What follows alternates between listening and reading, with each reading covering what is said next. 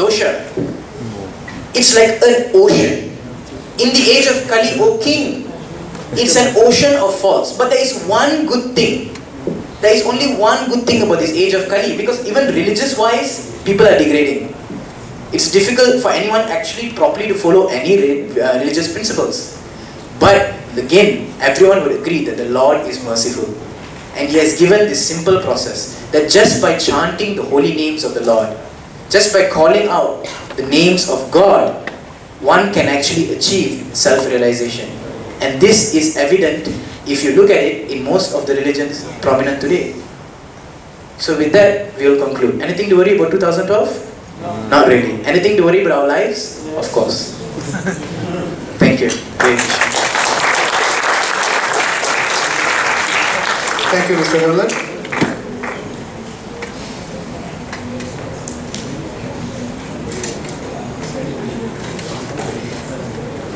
So now I'd like Mr. Abdullah to present his.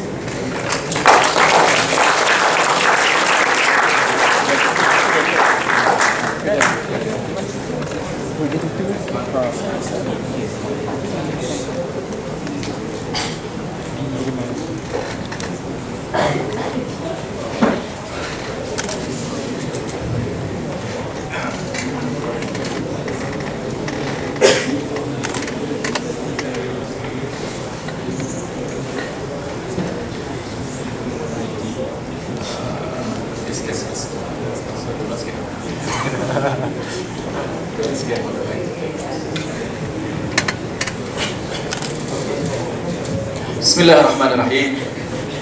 Thank you, Mr. Handsome Chairman,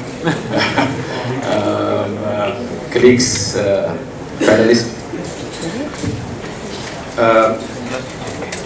End of the world, 2012. I think it's a question, it's not a statement. It's a question. We want to know whether 2012 is the apocalypse, as mentioned, or the end of times.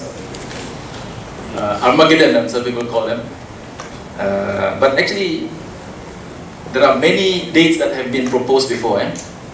So I just took the liberty to actually print out, or what do you call it, present to you the dates that the people have actually predicted was the end of time. And it started before the century actually began. Yeah, BC 634. 389, the Romans have predicted the end of time back then.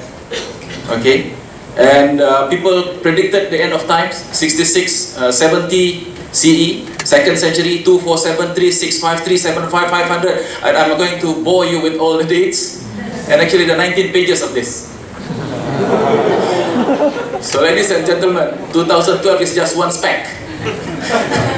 Okay, I can go 19 pages, actually 19 pages altogether. We go all the way. People say that it's the claim of Nostradamus. Nostradamus have 3 claims here, 3 dates. They say it's claims from so many sources, but actually, okay, many people have predicted the end of time before. And is this cerita lama? I agree with our friend here, our brother Ko. Yeah, it's cerita lama, but it's very dangerous cerita lama. Why? Because 1992. 1,000 people actually prepared for the event they call rapture, and they wanted to kill themselves. So the police have actually to come in and separated them and disperse them, and 4 people managed to commit suicide. 4 people managed to commit suicide, 1992. 1999, Reverend Applewhite, with his followers, the Garden Gate cult, they managed to actually commit suicide, all 38 of them. So it's cerita lama, but it's a very dangerous cerita lama if you are not careful. That is why sessions as this is very important, so that we get a good true picture of what do you call that. I want to scroll to the end, almost towards the end, where we go to 2012. Yeah, there you go. 2012, December 20 to 23rd. There are various sources. But actually that doesn't end there. There are other predictions, 2020. Wawasan Malaysia boleh. 2020, boleh, we destroy everything. And then if we can proceed beyond 2020, 2060, another one waiting for us. And then 32, 72, another one. And then 5 million years from now, or 5 billion years from now, or 10 to the power of 100 years from now. If you can wait that long. So these are claims, yeah? These are claims, but are there any evidences for the claims? We don't simply reject things. From the Islamic point of view, there is a verse in the Quran, Surah Al-Baqarah, chapter 2, verse 111, it says, قُلْ هَاتُوا بُرْهَانَكُمْ إِن كُنْتُمْ صَادِقِينَ. If you are truthful, say, bring forth your evidences if you are telling the truth. Bring your evidence. The Islamic religion is a religion based on logic and sound evidences, as said by Sayyidina Ali Karamallahu Wajhah. We do not just reject your claim, but bring your claims. Okay? So if you tell me Nostradamus, then which one is it? Is it 3272? Or was it the one that already passed in 1980 something, Nostradamus claim? Now you're saying it's 2012.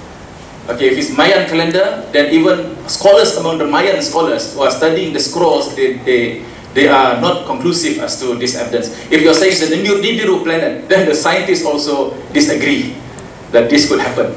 Okay, there are various positions on this. It's just a theory, probability, that's something that is not based on solid evidence. So, if you're talking about the end of time, you're talking about something of the future, something of the unseen actually. Again, anything of the future, it's either you bring your evidence or it's just conjectures. It's just something that you say based on some probability or some scientific studies that is also subject to discussions. And we believe, from the Islamic point of view, that when you talk about the future, something of the unseen, then the source of knowledge is only one, and that is from God, the Almighty, Divine. Okay? And there are numerous sources of knowledge from the Islamic point of view, but of course, the authentic and preserved revelations from the Islamic point of view are from the Quran and from the Hadith, or the saying, the actions, the allowances, the agreements of the Prophet, peace be upon him, those that are preserved. And when we say preserved, we mean that we know who narrated them to us. We know the person who narrated them to us. We know the Prophet, for example, Prophet Muhammad really existed as a person. There is no doubt about it. When Michael H. Hart made the study of the 100 most influential person in history, and he put Muhammad as number one, they did not have any reservation that this person really existed, and this person was teaching what he was teaching. And when we go to the authenticity test, it's very important that we know that what came to us really come from an authentic source.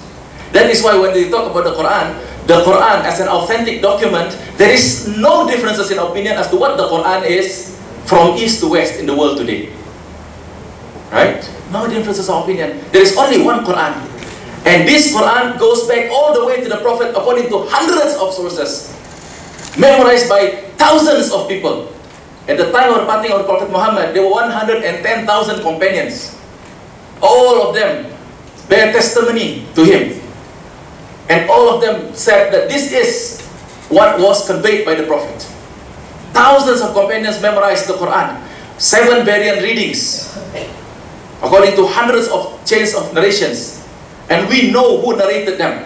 We know the person. We know their trustworthiness. We know who they are, where they lived, at what time they lived. Did they meet the companions that they said they transferred the knowledge to? We know all of them. And this science is what we call the science of Asma al-Rijal, the name of the narrators of the authentic documents.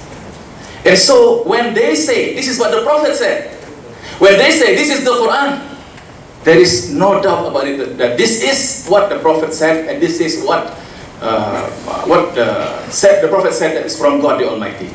And both documents are, we believe, divine documents. The Quran is divine, and the Hadith as well.